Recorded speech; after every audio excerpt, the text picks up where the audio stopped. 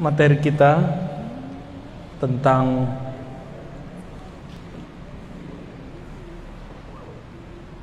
tauhid ya.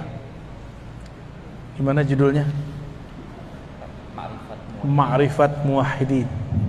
Ma'rifatnya ahli tauhid. Untuk itu mari kita mulai dengan membaca Al-Fatihah. Semoga Allah membuka pikiran hati kita semua untuk mendapatkan ma'rifat, pengenalan kepada Allah. Al-Fatihah. A'udzubillahi minasy syaitonir rajim. Ya kana ya syukur syukur. Warahmatullahi wabarakatuh. Kita masuk ke materi, mungkin ini materi penutup ya. Ma'rifatul muwahhidin. Ma'rifat ahli tauhid. Ma'rifat ahli tauhid. Ma'rifat pengetahuan al-muwahhidin, orang-orang yang bertauhid kepada Allah Subhanahu wa taala.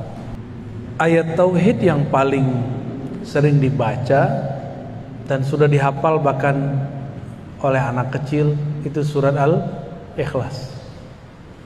Qul huwallahu ahad. Itu dalil pertama kita. Katakanlah dialah Allah ahad. Ahad itu esa. Esa masih bahasa Sanskerta. Mungkin kita turunkan ke bahasa kita, tunggal, masih bahasa sana juga. Turunin lagi satu. Tapi satu dengan tunggal itu ada sedikit perbedaan. Kalau satu masih ada duanya, tapi kalau tunggal nggak ada nomor duanya. Tunggal nggak bisa dibagi dua. Esa tunggal itu sama, tidak bisa dibagi dua. Kalau satu bisa 1,5, bener. Kalau satu itu 2 kurang 1 1, 3 kurang 2 1. Tapi kalau tunggal nggak begitu. Itu beda secara bahasa ya. Selama ini kita sering mendengar kata tunggal, esa. Barangkali kita menyamakannya dengan kata satu. Makanya Allah membedakan namanya ahad dengan wahid. Ada wahid gak bahasa Asmaul Husnanya? Ada gak? Wahid artinya yang maha pertama. Kalau ahad yang maha tunggal, yang maha esa. Maka Pancasila nomor pertama, ketuhanan yang maha esa, yang memenuhi syarat cuma umat Islam. Ada yang agak mendekati Yahudi, tapi Yahudi kan bukan agama resmi. Ada yang sedikit mendekati, yaitu Nasrani yang Unitarian, yang menyembah satu Tuhan. Ada lagi yang mendekati, yaitu Hindu murni. Hindu mereka mengatakan bahwa Sang Hyang Widi itu yang Maha Esa. Kita kan sering dengar ada apa dewanya tuh, Dewa Wisnu, Dewa Siwa, yaitu Allah juga. Kalau kita nyebutnya apa?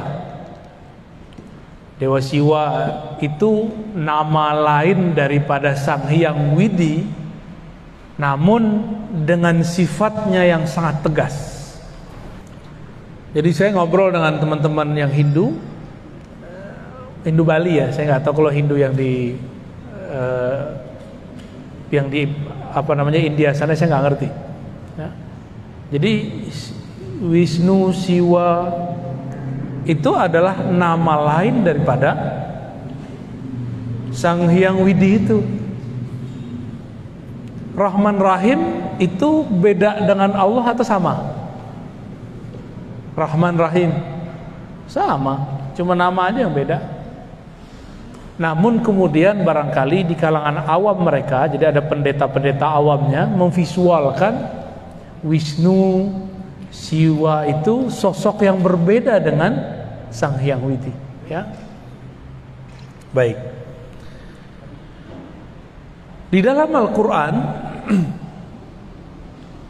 ada banyak macam bertauhid.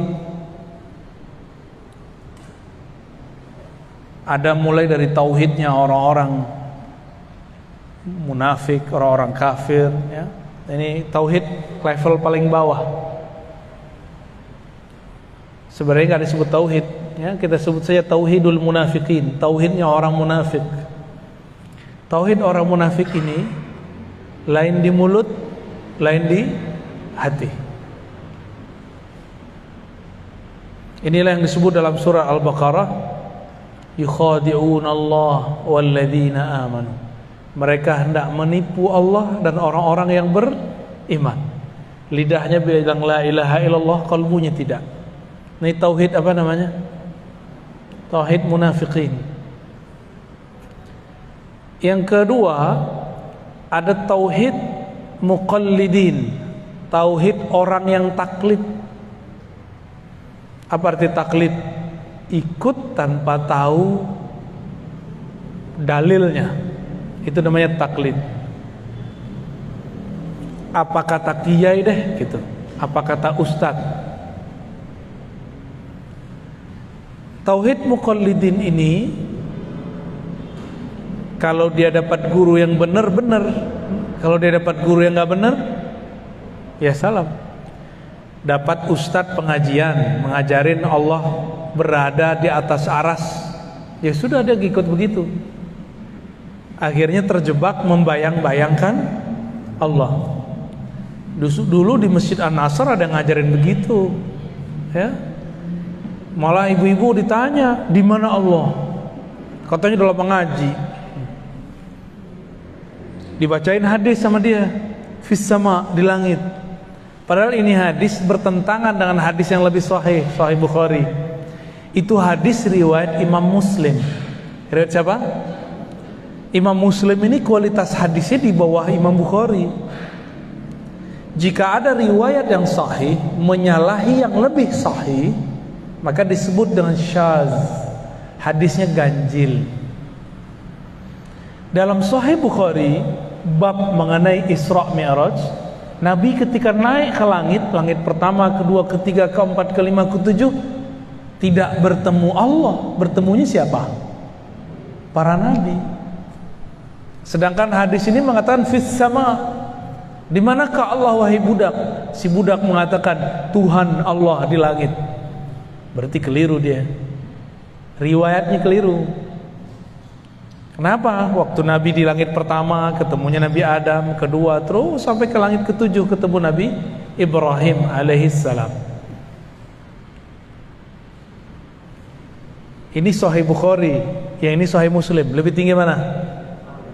Sahih Bukhari. Maka kita menggunakan Sahih Bukhari sebagai panduan, ya. Oleh karena itu, Imam Nawawi yang punya otoritas menjelaskan hadis di mana Allah dijawab oleh perempuan di langit, itu mengatakan bahwa kata di langit di situ bukan berarti di atas, tapi menunjukkan dia mengingkari Tuhan-Tuhan di bumi.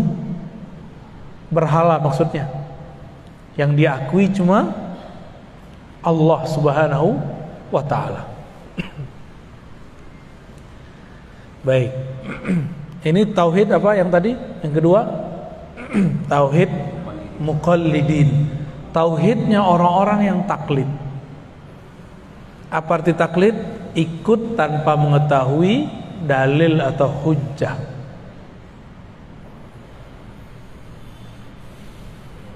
Nah, yang ketiga,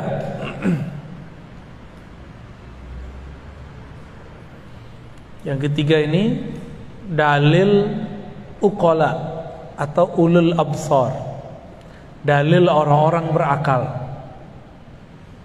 dalil orang-orang berakal.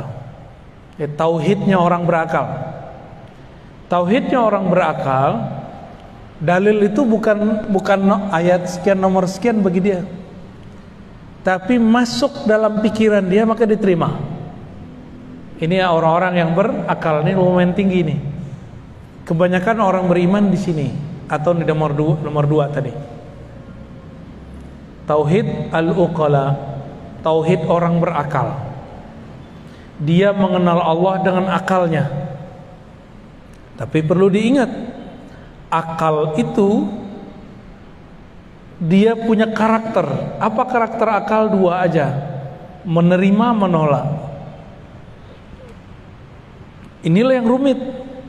Kenapa rumit? Lafaz tauhid itu la ilaha illallah. Itu lafaz tauhid. Coba lihat, ya, surat Muhammad ayat 19. Fa'lam annahu la ilaha illallah. Ketahuilah bahwasannya la ilaha. La ilaha artinya tiada Tuhan. Itu namanya menolak. Illallah, kecuali, itu namanya menerima. Bahasa Arab menolak itu nafi. Kalau menerima, menetapkan, bahasa Arabnya isbat. La ilaha nafi, illallah isbat. Coba pakai bahasa Indonesia tadi. La ilaha menolak semua Tuhan. Kebayang Tuhan apa aja buang. Wah, bukan Tuhan saya, bukan Tuhan saya, bukan Tuhan saya. Tuhan itu bukan berarti sesuatu yang kita sembah-sembah aja, bukan. Yang kita yakini menyembuhkan, yang ngasih rezeki. Itu disebut Tuhan. Kalau terbersit dalam hati, yang menyegarkan itu air. Nih saya minum nih, lalu saya meyakini yang menyegarkan air, berarti sudah nambah Tuhannya. Jadi kita minum tapi tidak meyakini air yang menyegarkan. Allah lah yang menciptakan kesegaran di dalam itu. Gitu. Minum obat. Ada nggak orang minum obat nggak sembuh-sembuh? Ada, banyak. Nih depan saya banyak yang minum obat nggak sembuh-sembuh. Bener. Ini umur-umuran ibu-ibu ini kan, bapak-bapak ini sudah umur-umur, ya, sisa-sisa sehat, banyak sakitnya, ya. Bener ya. Penyakit itu ada di darah, Bapak Ibu.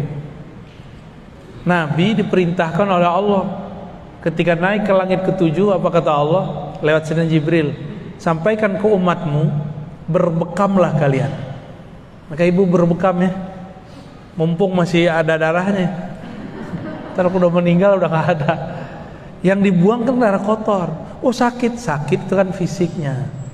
Nanti enaknya panjang. Bangun tidur pada berat nggak punggungnya? Kebanyakan. Ya itu ciri-ciri darahnya nggak bener itu. Sama dokter kan main kasih obat aja, obat pencair darah. Ini berbahaya ibu kalau keseringan. Kurangi dulu obat itu, baru berbekam. Nabi ngobatin tanpa obat, dibuang darahnya. Itu nggak bisa diapa-apain tuh darah.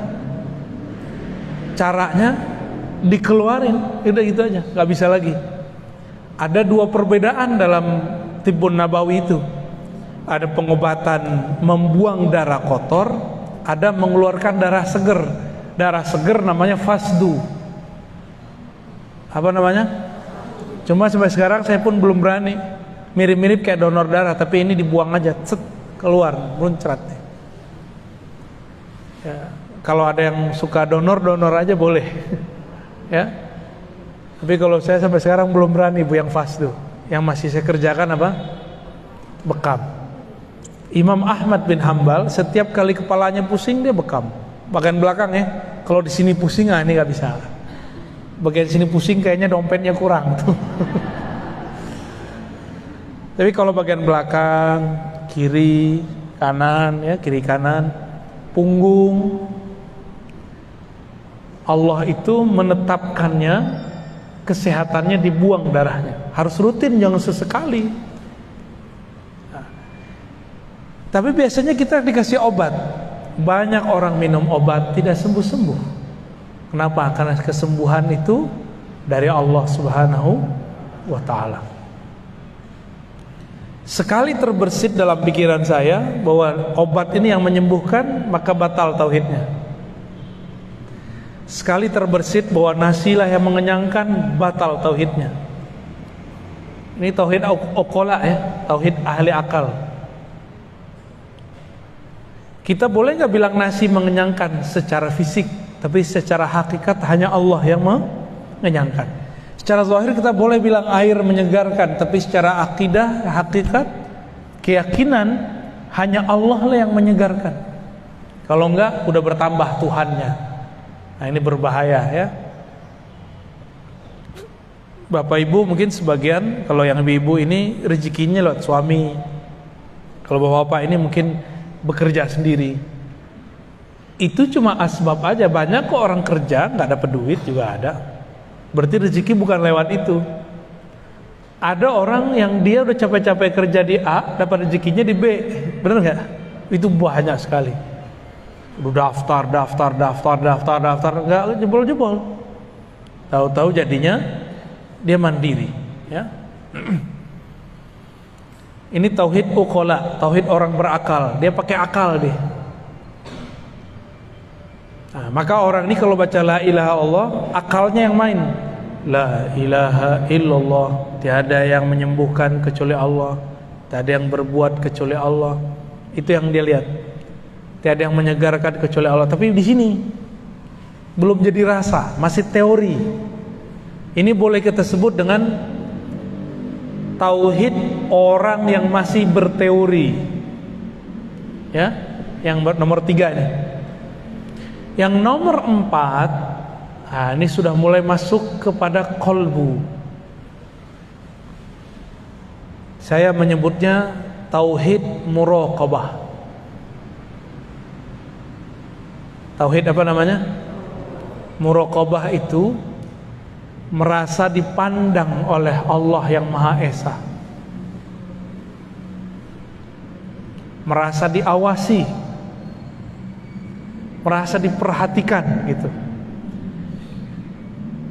Ini gimana caranya mencapai itu? Yang merasakan dipandang, diawasi itu bukan akal, tapi kolbu. Maka untuk mencapai rasa itu, mencapai tauhid ini, harus mengaktifkan zikir kolbunya. Dulu sebagian besar ibu-ibu sudah saya ajarin zikir ya, diamalinnya tuh. Iya, katanya mau belajar zikir, kita ajarin zikir nggak diamalin, ya. Besok saya nggak ajarin lagi bu. Mahal itu bu zikirnya, saya dapatnya kemana-mana itu, bertahun-tahun saya ngamalin itu. Zikir kolbu, udah dikasih tekniknya, udah dikasih ini cara ngamalinnya, udah kita kasih fasilitas, nggak mau ngamalin juga, ya sudah, nggak akan pernah naik sampai kepada makom yang ke-4. Ya, nanti tanya sama Bunda Tina ya, ini kayak gimana zikir yang mana sih? Itu pasti nanya tuh, pada bengong. Dulu mewek-mewek dari zikir. Juga ada tuh di Masjid Syuhada belakang, yang ke arah mana tuh? Ya, ceger ya, ceger ya bener. Itu saya ajarin juga tuh, nggak tahu masih inget tuh mereka tuh. Pada nangis-nangis, mewek-mewek, tapi ya nggak tahu lah. Zikir itu yang bagus bukan banyak belajarnya, tapi banyak ngamalinnya. Jadi kolbu itu bahasa Arabnya sesuatu yang berubah-ubah, sesuatu yang elastis. Kalau kolbu sudah kaku, udah nggak ada rasa, udah nggak bisa diajak nangis, udah nggak bisa tersentuh, berarti kolbunya, apa kata orang, tubuhnya udah baal gimana? Kalau bahasa Arabnya qaswatul qalb, summa qasat qulubuhum. Lalu hati mereka menjadi kesat, menjadi kasar, menjadi kaku. Tapi tenang Bapak Ibu, Allah itu maha menghidupkan. Ya, Allah maha menghidupkan. Yang dihidupkan Allah tidak hanya tumbuhan, yang dihidupkan Allah juga kolbu yang mati. Yang penting ada usaha untuk mau belajar zikir kolbu. Ya. Jadi tauhid yang keempat ini gimana tauhidnya? Tauhid muraqabah. Tauhid muraqabah di mana tempatnya? Kolbu. Kolbu itu apa yang dia rasakan? Dipandang, diawasi, diperhatikan. Ya. Lalu apa yang dibaca? Yang dibaca sama, la ilaha illallah. Tapi pemahaman yang akan ditambah. Apa pemahaman waktu baca la ilaha illallahnya? Pemahaman yang dibaca waktu itu adalah tidak ada yang memperhatikan, yang mengawasi kecuali Allah.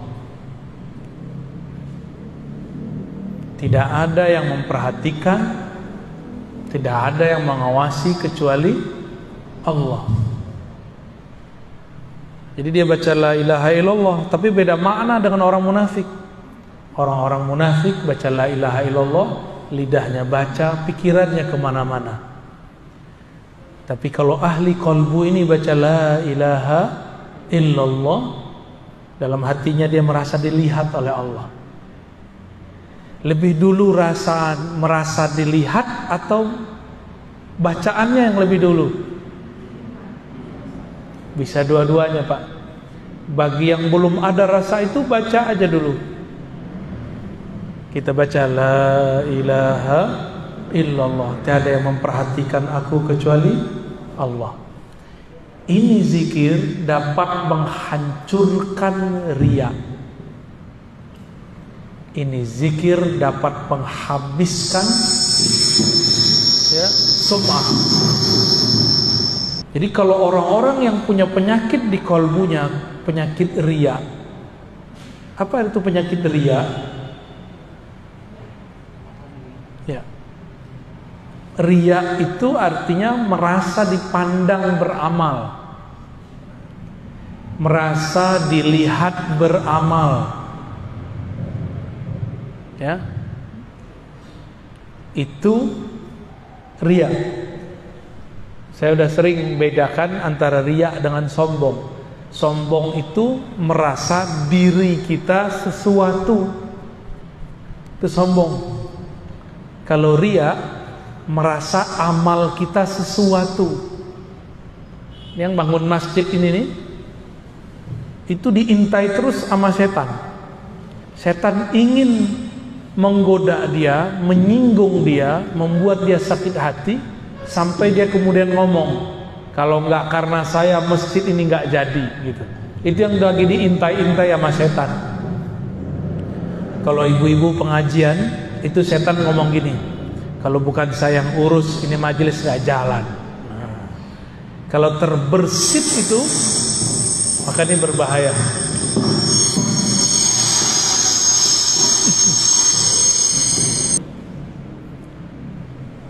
Untuk sampai ke sini, maka coba lihat surat Ali Imran ayat 2. Alif Lam Mim, Allahu la ilaha illa huwal hayyul qayyum.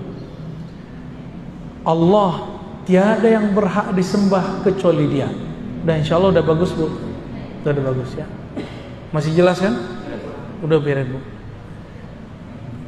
Coba perhatikan surat Ali Imran ayat 2. Allahu la ilaha illa hu. Ya, habis itu huwal hayyul qayyum ya. Allah dulu, baru la ilaha illa hu. Sebelum baca la ilaha illallah, di kolbunya sudah membaca nama Allah. Dan saya sudah ajarkan ke sebagian besar ibu-ibu. Tahun berapa, Bu? Sebelum pandemi ya? 2019, pas sebelum pandemi. Disebut nama Allah dalam kolbu, baru kita lisannya baca la ilaha illallah. Dan saya sudah sering mengatakan juga bahwa Ada yang unik di dalam Al-Quran. Di dalam Al-Quran lebih banyak lafaz la ilaha illahu daripada la ilaha illallah. Benar? Lebih banyak lafaz la ilaha illahu itu sampai 20 lebih. La ilaha illallah nggak banyak. Maka hu itu bagian dari nama Allah. Huwa bagian dari nama Allah. Apa arti huwa? Huwa itu artinya hanya dia, tiada selainnya. Hanya dia, tiada selainnya. Kalau masih terbayang bersama Allah ada sesuatu, baik itu pahala, terbayang surga, berarti belum nyampe.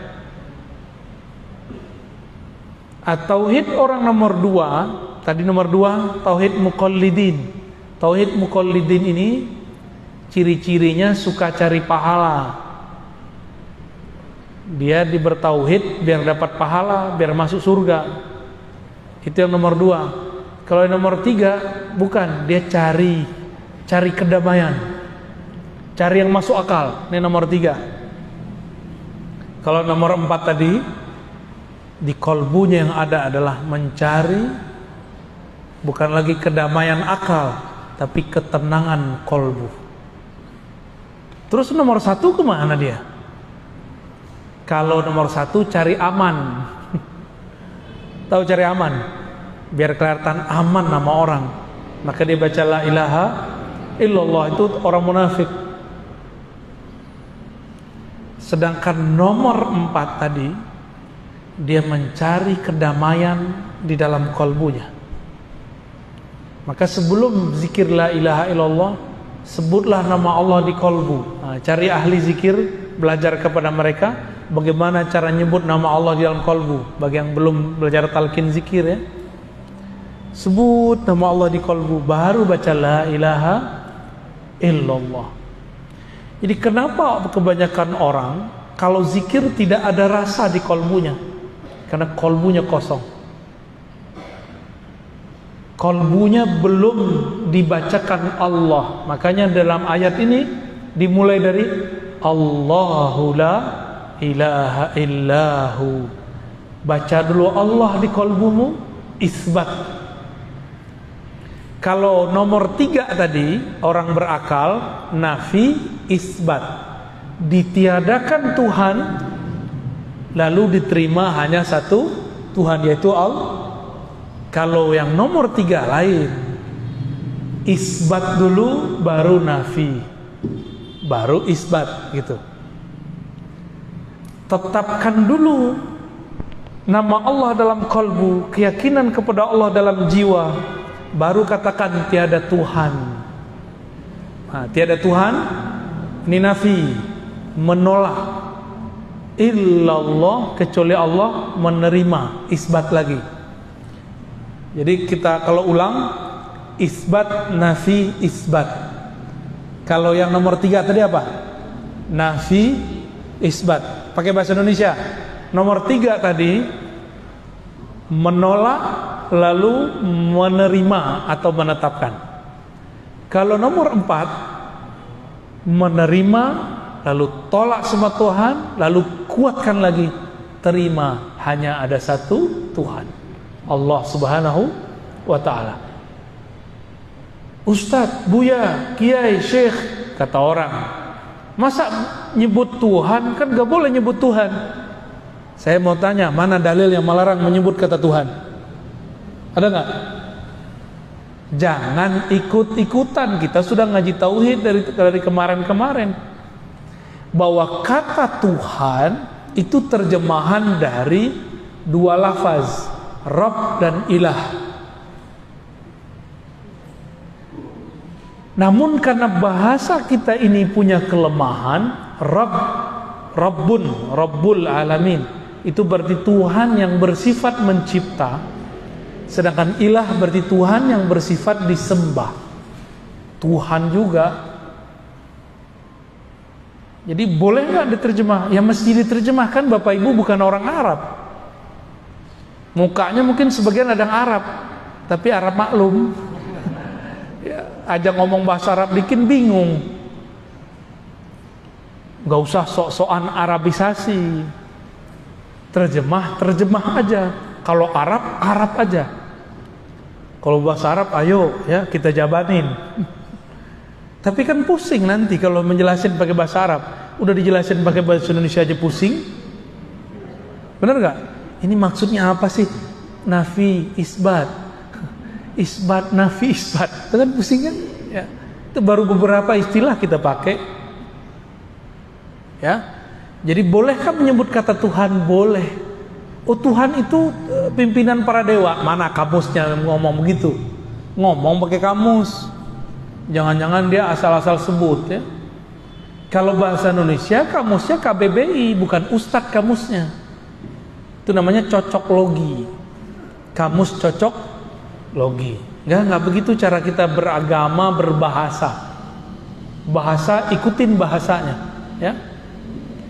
Orang Nasrani, orang Yahudi nyebut Allah, kalau dia orang Arab Allah juga. Nyebut ilah sama ilah juga. Rob ya Rob juga. Kan itu bahasa Arab. Kalau orang kita ya dipermudah lah. Jangan diterjemah gini, tiada ilah selain Allah.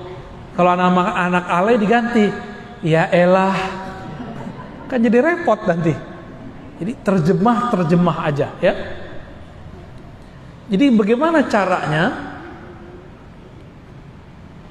Ketika membaca la ilaha illallah, di kolbu sudah membaca nama Allah. Maka ayat ini dalil sebenarnya. Surat Ali Imran ayat 2. Sebenarnya ada yang lebih jelas dan kita sudah hafal semua. Ayat kursi. Ayat kursi depannya apa? Allahu la ilaha illahu. Dia Allah, dialah Allah, tiada yang berhak disembah. Tuhan yang berhak disembah kecuali Dia. Nah, kalau ibu-ibu masih ingat tuh, bapak-bapak mungkin nggak semua pernah ikut zikir dengan saya. Di kolbunya baca nama Allah, lalu baca la ilaha illallah dengan teknik yang pernah kita ajarkan. Itu kolbunya langsung bergetar, cash kontan, ya. Tapi udah lupa ya. Selamat lupa ya. Ini di kolbu. Saya ulangi, metodenya gimana? Isbat, nafi, isbat. Terjemahannya apa? Tetapkan nama Allah di kolbu, lalu tolak semua Tuhan, lalu ulangi menetapkan nama Allah. Allahu la ilaha illahu, ya. Gitu. Ada metode yang mirip dalam 3 ayat terakhir surah Al-Hasyr. Al-Hasyr ayat 22. Depannya huwa. Huwallahul ladzi la ilaha illahu. Ini digabung, huwa sama Allah. Huwallahul ladzi la ilaha illahu. Berarti huwa dan Allahnya digabung. Itu sebabnya ulama-ulama, guru-guru kami dulu itu ada yang mentalkinkan dipecah itu kalimat. Huwallah sendiri, la ilaha illahu sendiri, hu sendiri, Allah sendiri. Maka saya dulu waktu kecil saya belajar zikir hu Allah, itu ada zikirnya, ya. Hu Allah, ya. Dipecah lagi, hu sendiri, Allah sendiri, hu dia. Dipecah lagi, Allah.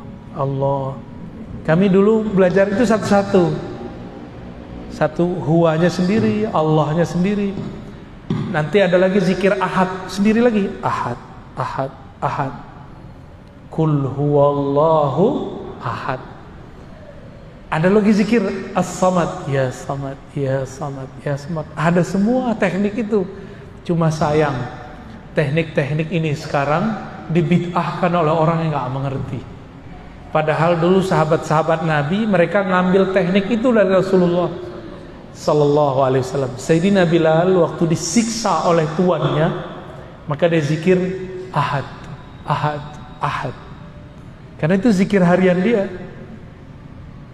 Kalau kita ingatnya kekasih ya, mana manggilnya gimana? Mas gitu ya. Mas, Mas. Ya, meninggal baca nama emasnya ya. Kalau yang laki-laki nyebut nama perempuannya, sebut nama Allah, itu yang paling ini. Huwa itu ada filosofinya. Huwa itu adalah nama membebaskan pikiran dari selain Allah. Itu rahasia dari kata hu. Huwa Allah. Hu itu membebaskan pikiran dari selain Allah. Jadi orang-orang yang penakut itu zikirnya Huwa Allah. Misalnya takut ada kuntilanak, gundurwo, baca aja itu di situ. Bersih tar tempat tuh. Otak dia juga bersih dari horor. Di mana-mana ada makhluk selain kita. Enggak hewan, enggak malaikat, enggak jin, ada. Satu jengkal di kita Bapak Ibu, ini udah ada malaikat. Sudah ada dimensi lain jin. Jadi kalau orang bilang rumah saya berpenghuni, ya iya penghuninya kamu satu. Yang kedua ada malaikatnya kalau di situ ada sholat zikir, ada silaturahim. Yang ketiga ada jinnya. Kalau itu rumahnya muslim maka jinnya muslim. Jin muslim tinggalnya di genteng Bu, atau di atap itu ditinggalnya. Kalau kita habis makan tulang-tulang kita taruh itu dimakan sama dia. Ya, kelihatan sama jin itu ada dagingnya. Jadi tidak benar kata teman saya, ruqyahnya tidak syar'i, ngakunya syar'i. Apa kata dia? Kalau jin itu makan asap. Asap apa? Asap menyan. Ya salam, itu mau fitnah jin itu. Itu jin kalau denger, udah keselnya banget tuh. Lah masa kita ini makan asap ya? Nggak ada jin makan asap ya? Pernah dengar nggak begitu? Nggak boleh pakai menyan. Lah di zaman dulu mana ada parfum misik namanya, orang dulu yang nyebutnya menyan, dibakar, sama kayak bahasa Arabnya bukhur. Bukhur kan dibakar juga, sama. Mungkin kita ngelihat ada orang Hindu Buddha atau orang-orang penyembah berhala bakar dupa. Dupa itu nggak ada urusannya sama jin atau enggak. Itu masalah orang yang bakarnya. Ya.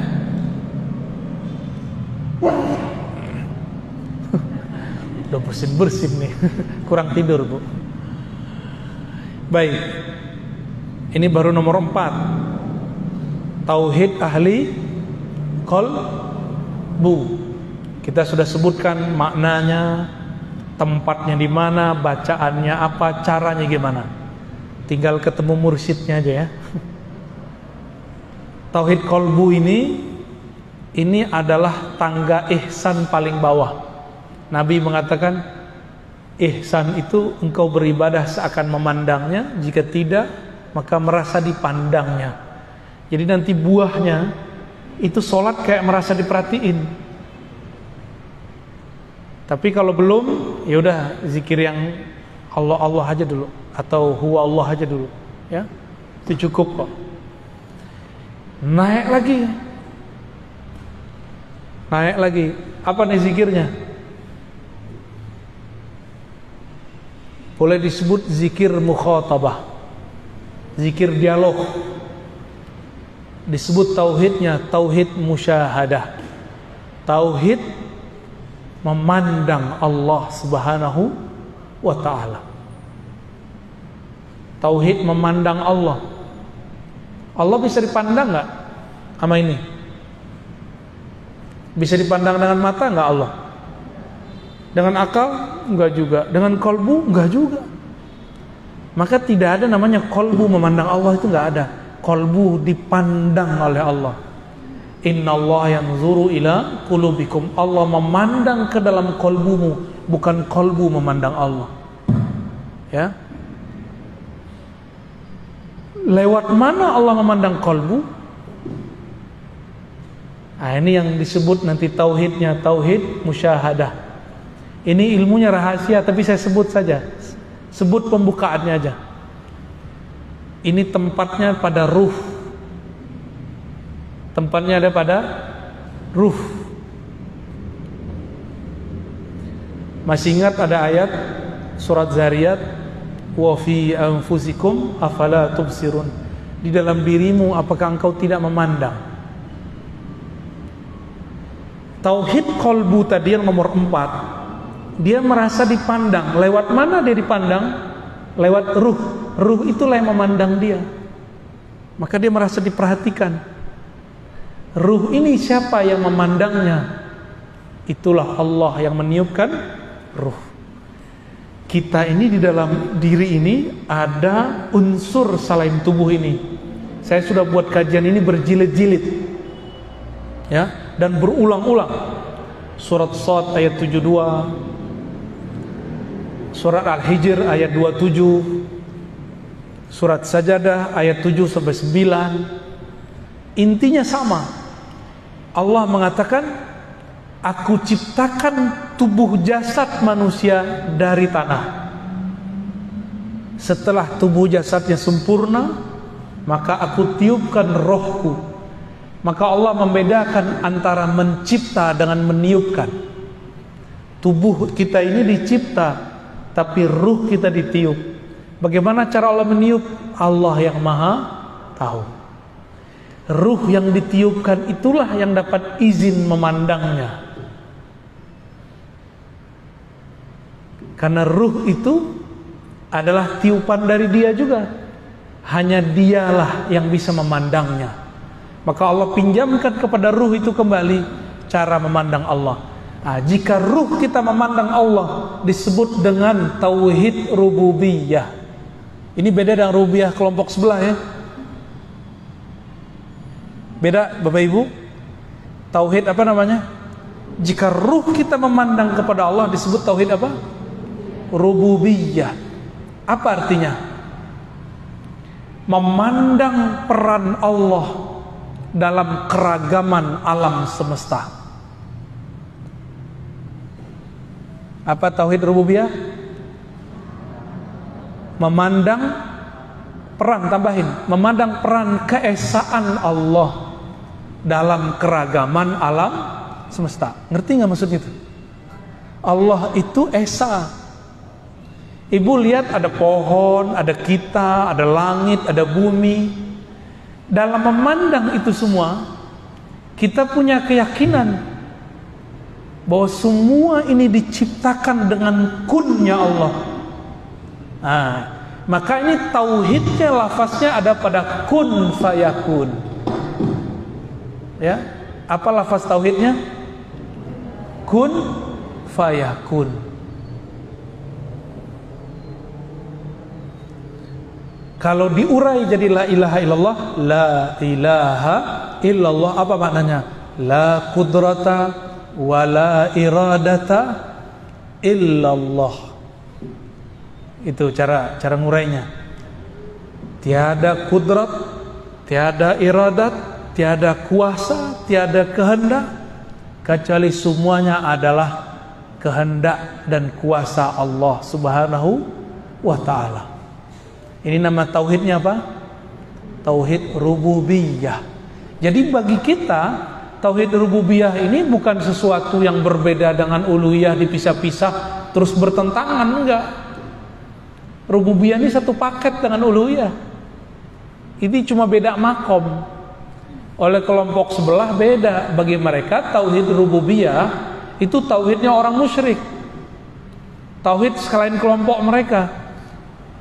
Bahkan disamakan tauhid musyrik, tauhid filosof, tauhid ahli kalam, tauhid kelompok yang berbeda dengan dia. Kelompok Asy'ariyah disebut cuma sampai rububiyah. Sufi cuma sampai disebut dengan rububiyah.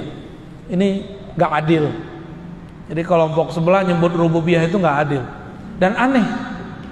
kok disebut tauhid orang musyrik? Loh, ada emang tauhid orang musyrik? Musyrik artinya apa musyrik? Menyekutukan Allah. Tauhid mengesahkan Allah. Nyambung nggak? Tauhid musyrik nyambung nggak? Nggak nyambung, ya. Jadi tauhid rububiyah versi kita berbeda definisi dengan tauhid rububiyah versi kelompok yang menganggap kita ini sesat. Kita sih nggak anggap mereka sesat, cuma anggap kita berbeda. Udah, ya. Kita beda bro, gitu ya.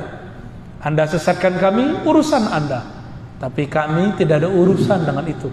Urusan kami tauhid rububiyah, mengesahkan Allah dalam perannya mengatur alam semesta.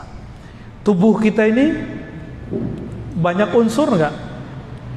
Ada unsur air, ada unsur api, ada unsur tanah, ada unsur udara. Oleh orang Cina ditambahin unsur logam. Ya, tapi bagi kita logam itu bagian dari tanah. 4 unsur. Jadi ini tubuh ini kalau diurai 4 anasir namanya. Ya, 4 anasir. 4 unsur ini siapa yang kemudian mengatur alurnya dalam tubuh? Inilah yang disebut masing-masing 4 ini ada alamnya. Disatukan oleh Allah menjadi padu. Rabbul alamin. Alhamdulillahi Rabbil alamin. Segala puji bagi Allah yang Rabbi, yang memadukan, yang menyatukan alam semesta dalam keesaannya dengan keesaannya. Ya. Jadi Allah tetap sendiri meskipun yang diurus banyak.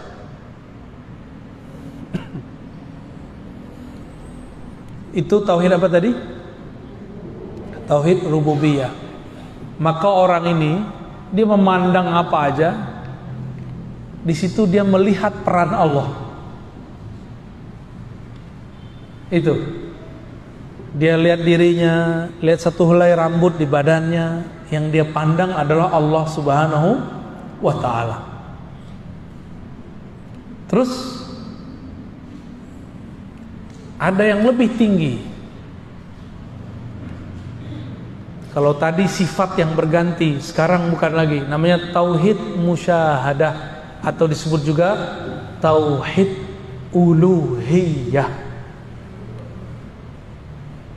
Tadi musyahadah nama depannya sudah ada, kita tambahin. Ini musyahadah uluhiyah, ada musyahadah rububiyah. Ini musyahadah uluhiyah. Apa arti musyahadah uluhiyah? Itulah yang terkandung dalam surat Thaha ayat 14 dan surat Al-Ikhlas ayat pertama. Wahai Musa, kata Allah, la ilaha illa ana. Wahai Musa, tiada yang berhak disembah, yang berhak dituju, yang berhak dipuji kecuali aku. Ini yang ngomong siapa? Allah. Jadi Allah mengesahkan dirinya dengan dirinya, nggak perlu alam. Kalau tadi rububiyah itu Allah mengesahkan dirinya pada alam semesta, maka kita pandang semua alam, semuanya bergantung kepada keesaan Allah. Seandainya negara Indonesia ada 2 presiden, kacau nggak? Jangankan 2 presiden, baru 2 calon presiden beberapa tahun lalu udah pecah kepala kita ya, bener nggak? Udah pusing kita sudah. Gimana kalau 2 pemilik alam semesta? Jika ada 2 Tuhan di alam ini, negeri ini hancur, negaranya hancur, semua alam semesta hancur.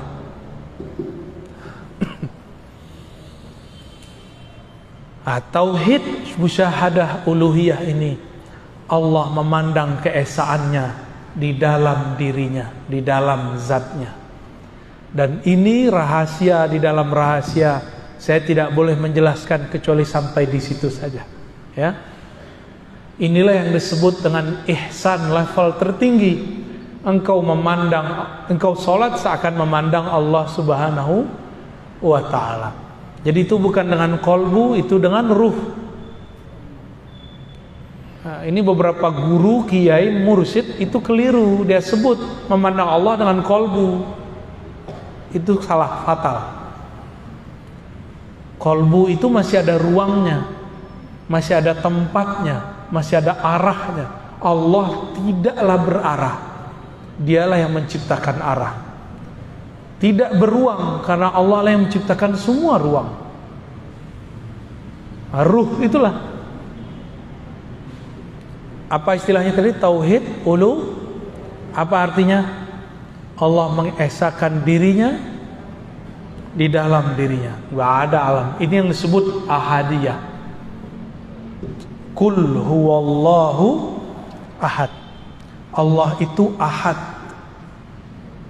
Jadi ahad artinya belum ada alam, belum ada aras, belum ada langit, belum ada kursi, belum ada budak perempuan yang nanya di mana Allah, belum ada.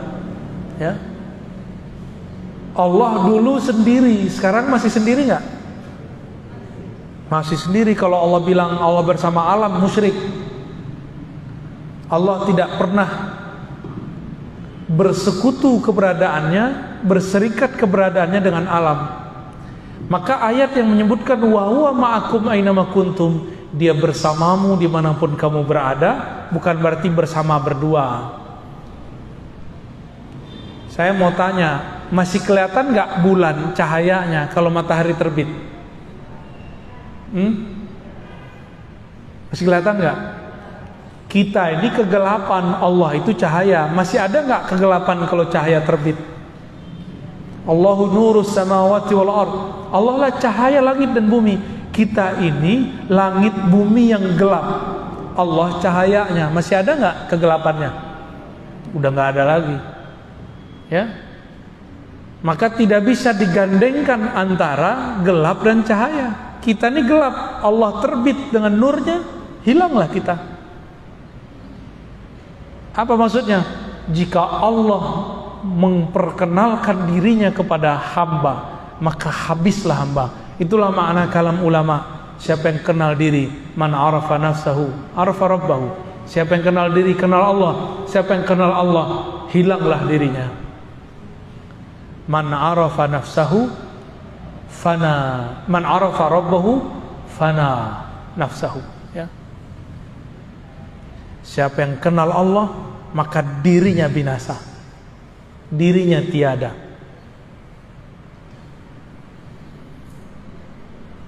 Nah, Nabi Musa waktu beliau meminta bertemu Allah, masih ingat ceritanya? Itu Allah hanya menunjukkan satu percikan cahayanya. Oleh Sayyid Ahmad bin Idris al-Idrisi, Imam Idris ya, beliau mengatakan itu cahaya disebut Nur Muhammad sallallahu alaihi wasallam. Itu dalilnya. Dalil Nur Muhammad ada di situ. Jadi yang diperlihatkan Allah kepada bukit, kepada gunung, lalu gunungnya hancur, itu cahaya Nabi Muhammad sallallahu alaihi wasallam. Kok bisa cahaya Nabi menghancurkan gunung? Masih ingat nggak ada ayat tadi surah Al-Hasyr ayat 22, sekarang ayat 21. Lau anzalna hadzal qur'ana ala jabalin la ra'aitahu khashi'an mutasaddi'a.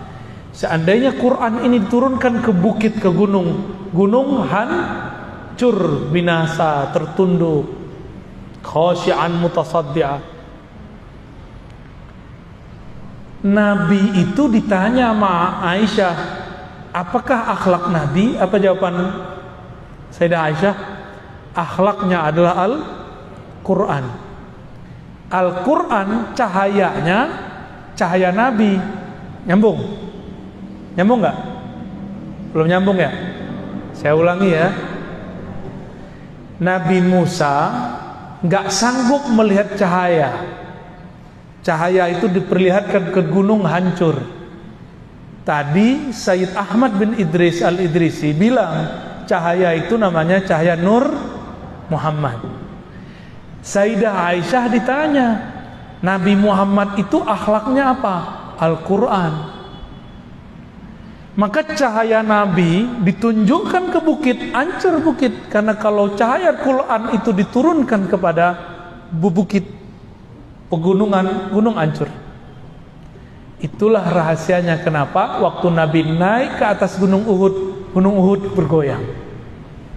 Goyang Uhud yang kita lihat, mungkin sebagian besar sudah pernah ke Gunung Uhud, ya, benar. Itu gunung yang sangat tegar, perkasa itu, ketika Nabi naik ke atasnya, dia bergetar. Karena Nabi itu adalah hakikatnya Al-Quran. Hakikatul Al-Quran, akhlaknya Quran, nur korbunya nur Quran. Yang dulu nurnya beliau jika diperlihatkan ke bukit hancur, berarti Gunung Uhud ini gunung terkuat di alam semesta, di bumi.